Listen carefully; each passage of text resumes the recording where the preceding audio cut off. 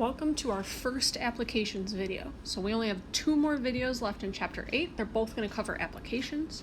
Today's applications just are going to cover compound interest. So compound interest we did at the very beginning of the chapter in the first section. So we're going to review that and build on it a little bit. It is absolutely essential that you have a calculator for today's video. So if you need to, pause the video, go grab your calculator, and come back. Okay. So, before we jump into a formula and any examples, we need to review what is compound interest. So, compound interest is interest that is calculated on the principal amount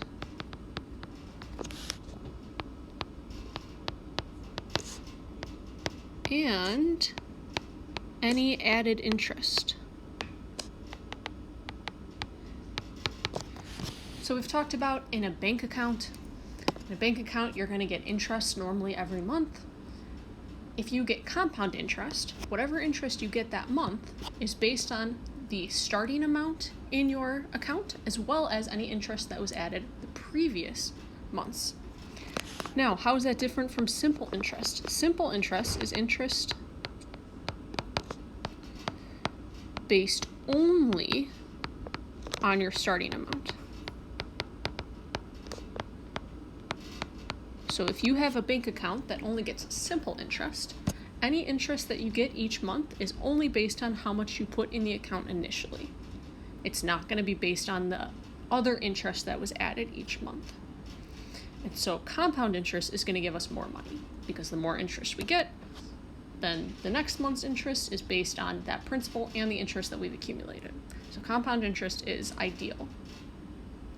Now, when we did compound interest before, we did compound interest that happened like once a month or every other week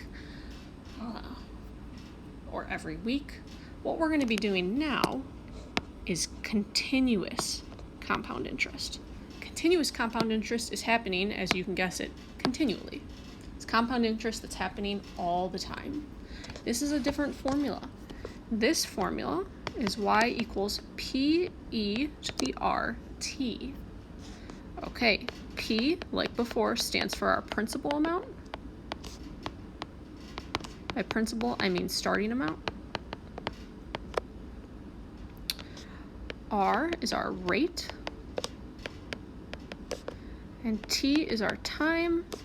Time here, we're going to be doing the number of years. Number of years. Okay, some of you are thinking, well, what about E? Okay, E is actually a number. E is actually a number. It's a number that has a symbol, so it's kind of like pi. So E is a number. I will show you on the calculator where that E is. Just so you know, though, the value of E is about 2.7. So the value of E is about 2.7. Okay, so every example we're going to do is going to be based off of this formula. So let's just jump right into this first example. When Angelina was born, her grandparents deposited $3,000 into a college savings account, paying 4% interest compounded continuously.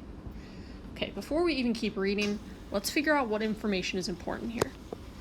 $3,000, that is our P, that is our starting amount. 4% interest is our rate. What's really important here is that we are compounded continuously telling us we're using this new formula.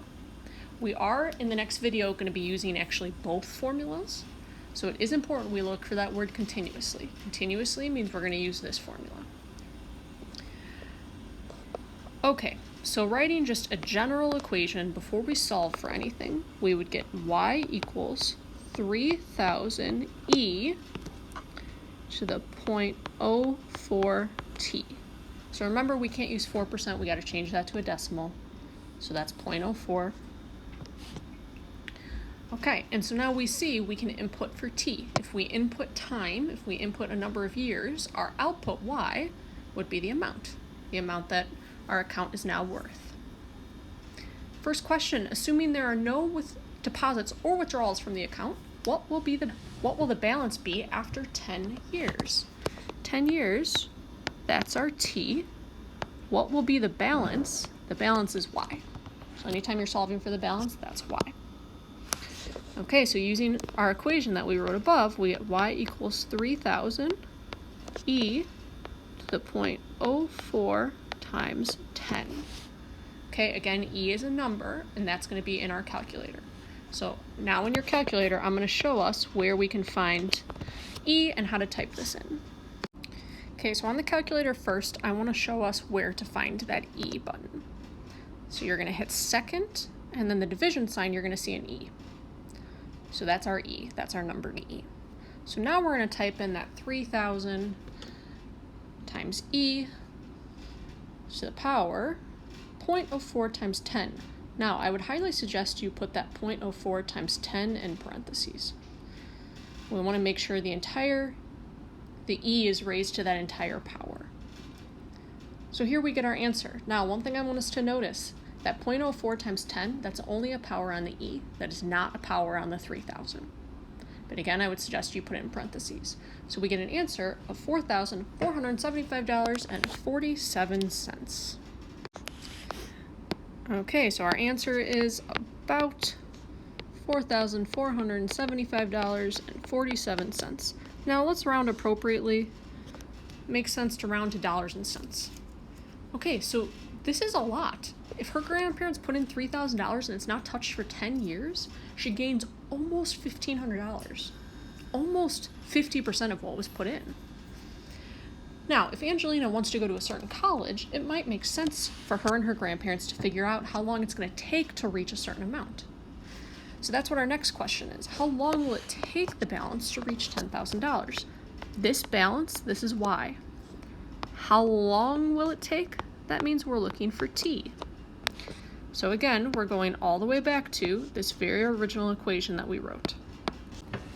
Let's go back to that equation, put in what we know this time. So this time our balance is 10,000 equals 3,000 e to the 0.04 t. And we're not going to use t equals 10, that was for the previous problem. In this case, we're solving for t. Okay, so I'm going to start by dividing by 3,000. If I divide both sides by 3,000, on the right side, those 3,000s cancel. On the left side, I'm going to end up with 10/3 equals e to the 0.04 t.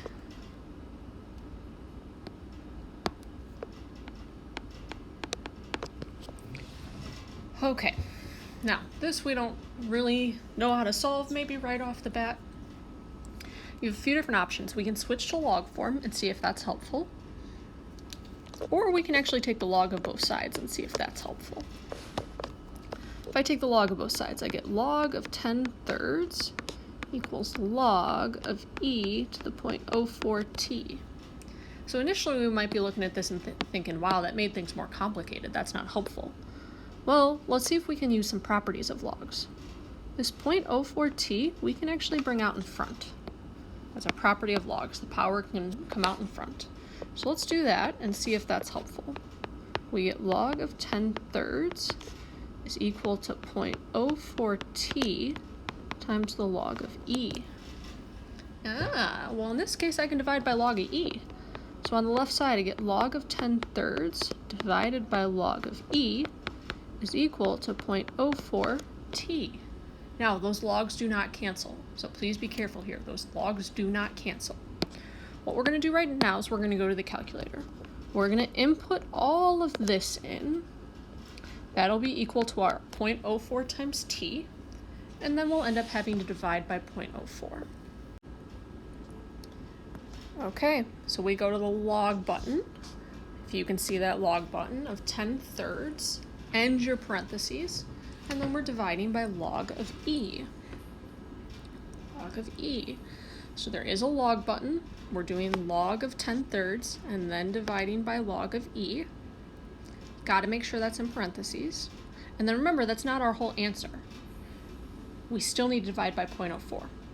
So that's just 0.04 t. So if you hit the divide sign, after you get that 1.2, answer will pop up. All that means is that we're using the number from before. So we're going to take that and we're going to divide by 0.04. And this is our final answer. And this answer makes a little bit more sense. we're looking for a time. So what this is telling us is about 30 years. It'll take about 30 years for that balance to get up to $10,000.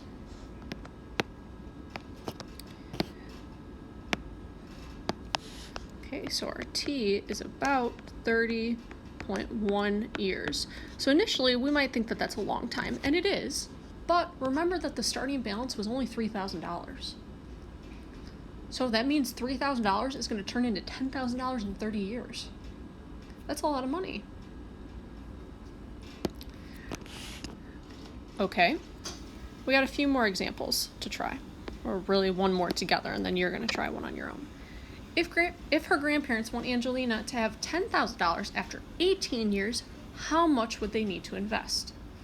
Okay, $10,000, that's a balance, so that's Y. 18 years is our T. How much would they need to invest? That's looking for the principal amount.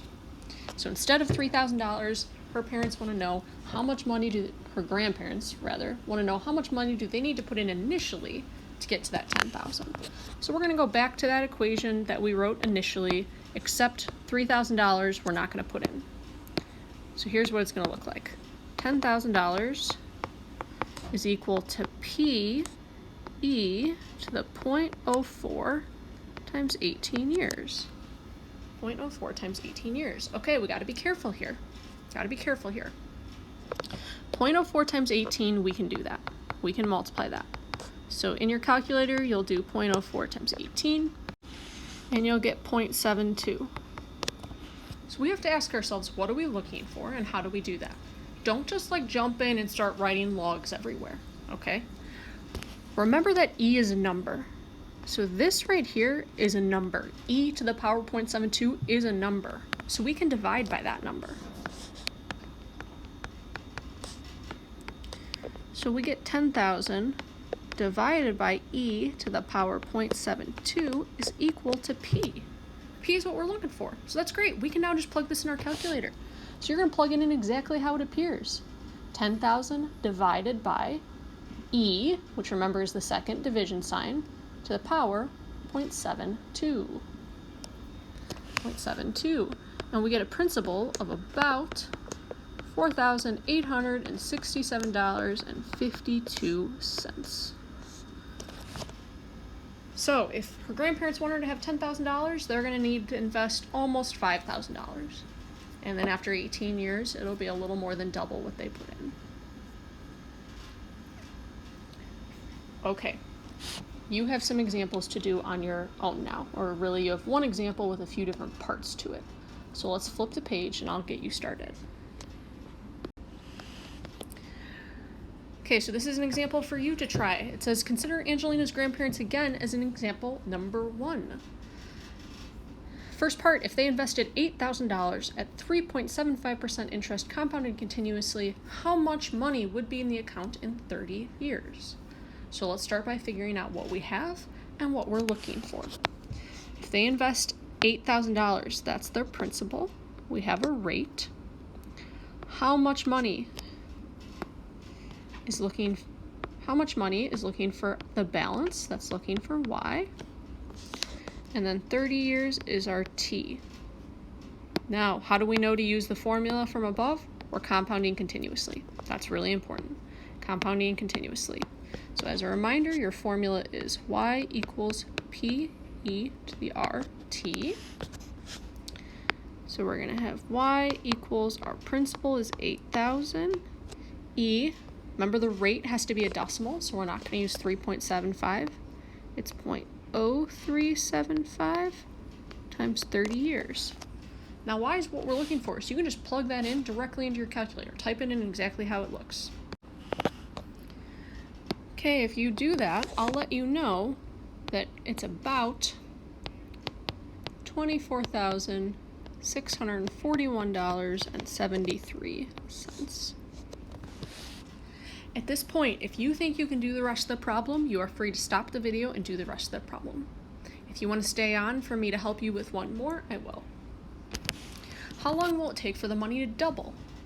Okay, how long will it take? That tells us we're looking for T. If her parents or her grandparents, invest $8,000. $16,000 will be the balance when it doubles. So we get 16,000 equals 8,000 e to the 0.0375 t. Okay, we're solving for t. We're going to divide by 8,000. 16,000 divided by 8,000 gives me 2 e to the 0.0375 t. Okay, if we're looking for t, we can't just divide by e, we can't divide anything out. Like I said on the previous page, we've got a few different options. We can either switch to log form, or we can actually just take the log of both sides. So let's do that and see if it ends up being helpful. We get log of 2 is equal to log of e to the 0.0375 t. Again, we talked about on the previous page, that doesn't look super great, except that using properties of logs, this power can come out in front. So I get log of 2 is equal to 0.0375 t times the log of e. Okay, now I can divide by log of e. So I get log of 2 divided by log of e is equal to 0.0375 t. Okay, in this case, you can put this in the calculator. Now, on the left side, you do not cancel those logs out. Those logs need to go in there. So in your calculator, you're going to type out exactly how it appears. Log of 2, end your parentheses, divided by log of e, end your parentheses. Then you got to remember that you still need to get rid of this 0.0375. So then you'll divide by 0.0375, and you should get a t of about 18.48 years. 18.48 years. Okay, I'm going to help you set up this next one, and then you will finish the problem on your own. If you want the money to double in 15 years, what rate do you need? Rate is R. So if we're doubling, again, we're at 16,000. Okay, R is what we're looking for. This time we know the t is 15. Okay, so in this case, you're solving for R. At this point, I'm going to leave you on your own. You need to finish this problem for tomorrow, or for our next class. So make sure you finish this problem before you turn in the notes. If you have any questions, you can email me or come to office hours. Good luck!